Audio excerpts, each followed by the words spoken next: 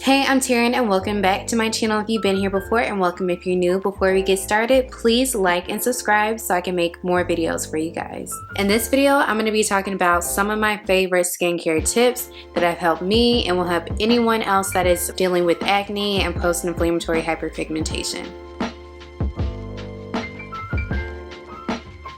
So let's start off with hair. I know this seems kind of weird if you're thinking about, oh, like how does this affect my skin? How does this affect my acne, etc.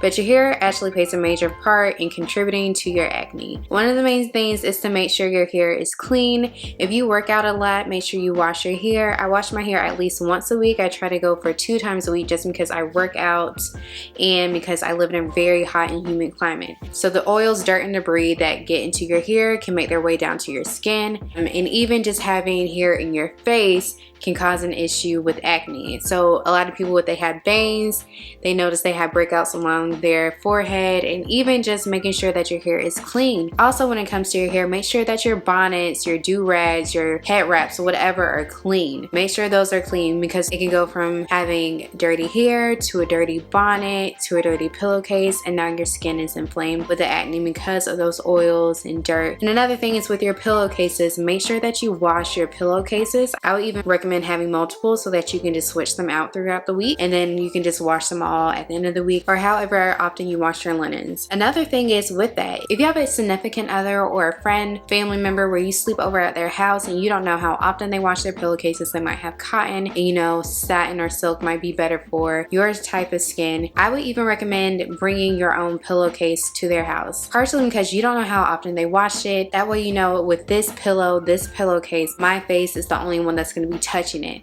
hopefully. And with the pillowcases, I recommend cleaning and or donating them whenever you deem is necessary. For pillows, just as a little tip, when I have pillows, I usually kind of cycle through them quickly because I like the firmness, but when I'm done with my pillows, I clean them and then I donate them to an animal shelter. So that is something that you can do yourself if you're looking for how to dispose of your pillows. So yes, if you have someone where you're going to be sleeping over at their house, make sure that you bring your own stuff or that their stuff is clean. And another thing is when you do your hair, say you do your hair before you do your makeup, make sure that you wash your face because all of that product can transfer down to your face. Make sure you wash your hands after you do your hair. Make sure you wash your hands before you do your makeup. Wash your hands before you do your skincare routine. All these things can add up, and because I know how tricky and how difficult it is to sometimes deal with acne prone skin, I know how any little bump in the road can cause a breakout.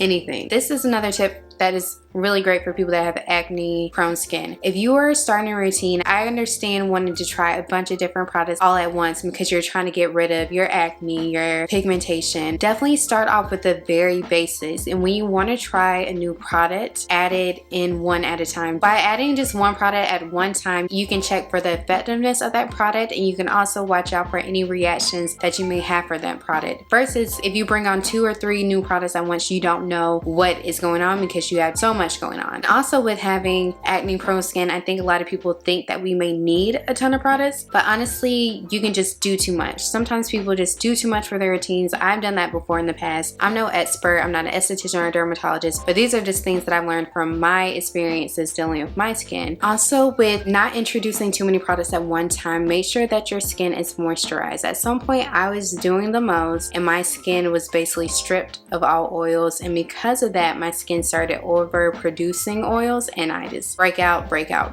So make sure your skin is moisturized. I know growing up they always said oil free. If you have oil skin, avoid moisturizing things. Keep your skin moisturized. Honestly, once I let that go, I started seeing so much more improvements with my oily skin. It doesn't nearly get as oily, and I actually grew to love my oily skin because I heard at some point that if you have oily skin that you will age slower than people with dry skin. So super excited about that. But yeah, these are just things that I've learned, and kind of sticking to the basics.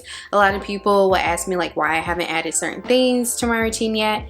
Am I considering? Yes, I am considering adding new products, but right now I'm really trying to see how my skin is going to do with this tretinoin and just keeping it super basic, something that I can stick to right now without it going too wild for me. Okay, so my last tip is probably one of the best tips that I've ever gotten. I started using sunscreen on my skin when I was in middle school, I believe. I wear it every single day. I have to get personally better with reapplying, but if you have post-inflammatory hyperpigmentation or any type of pigmentation, scars, etc., sunscreen is definitely going to be the ultimate game changer for you. I cannot stress that enough. You cannot be walking around here using different acids on your skin, using harsher treatments for your skin and not wearing sunscreen. You have to wear sunscreen, and I'm actually going to be doing a series on some of my favorite sunscreens from high to low, black owned, everything that I use, because I go through a lot of sunscreen. And the thing is, with sunscreen, I recommend getting an affordable sunscreen because you should be applying it every day and also reapplying it every single day. So expect to go through sunscreen more than any of your other skincare products because it does come in a smaller tube. With that said, I'm happy if you apply sunscreen just once a day, but I live in the South. I gotta apply that multiple times a day. One of my things is, before I leave work, like say I'm gonna go somewhere for lunch, or if I'm just leaving to go home, if I know I'm leaving 15 minutes before I leave, I reapply my sunscreen because that sun is going to be hitting me, and it's usually on this side of the face. And one of the things that I noticed is, if you look at my video of my progress from using tretinoin, you'll see that underneath my chin, along my jawline, a lot of those spots have faded. Some of them have faded completely and quickly, and I think a lot of that has to deal with this part of my face does not see the sun as much. My cheeks are taking a little bit longer. I've seen progress, but that is telling me that I need to keep reapplying my sunscreen. I need to make sure I avoid the sun at those peak hours of the day and just keep doing what I'm doing, because if I see that it's being super helpful and it's being super effective along my jawline, I know that I can take some steps to get it better on my cheeks. And another thing when it comes to sunscreen, apply it down your neck and on your chest if you can. But like I said, I'll talk about all the sunscreens that I use in a future video. So stay on the lookout for that and subscribe to make sure you don't miss those videos, because it will be a series like I said. See, you can see I have acne right there. I'll kind of get up and close so you can see like how my skin is doing. I'm wearing makeup, right? I'm still wearing makeup. So you see some texture, and texture is normal. I'm personally not trying to have just this smooth finish. I just want to get my acne under control, especially when it comes to my hormonal acne, and get my hyperpigmentation faded. I'm not trying to have this unbelievable skin. I just need it to be good. And even when it comes to applying my makeup, I only did one layer of foundation. It looked better earlier today, but even when it comes to applying my makeup goes on so much smoother now that my skin is improving. I don't have to use as much. I did like half a pump of my Fenty and half a pump of my Range foundations, and I was good. Mixed it, boom boom, layered that with my Mented powder. Oh, I just realized I used all black owned businesses to layer this face. Wow.